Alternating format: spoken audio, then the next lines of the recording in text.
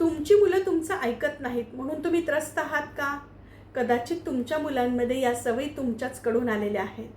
माझ्याकडे काउन्सिलिंगसाठी आलेल्या बऱ्याच पालकांची ही तक्रार असते की आमची मुलं आमचं ऐकत नाहीत.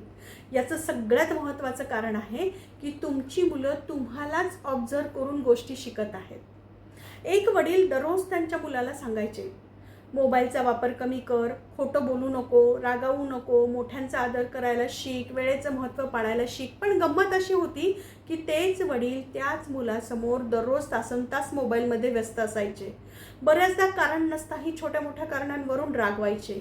फोनवर अनेकदा इतरांशी खोटं बोलायचे. बऱ्याचदा त्यांच्याकडून मोठ्यांचा आदर केला जात नव्हता. आणि त्या वडिलाला प्रश्न पडला की माझा मुलगा असं का वागतो?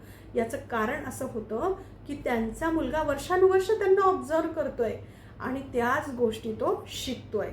तुम्हाला जर वाटत असेल की तुमचा मुलगा प्रामाणिक असावा तर आधी तुम्ही प्रामाणिकपणे वागा.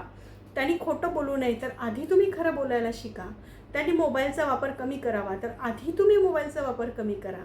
कारण मुलं तुम्हालाच बघून शिकत आहेत. मुलांमध्ये बदल करण्यापेक्षा आधी स्वतःमध्ये बदल करा. कारण आज तुम्ही जसे आहात तसे उद्या तुमची मुलं बनणार आहेत हे लक्षात ठेवा.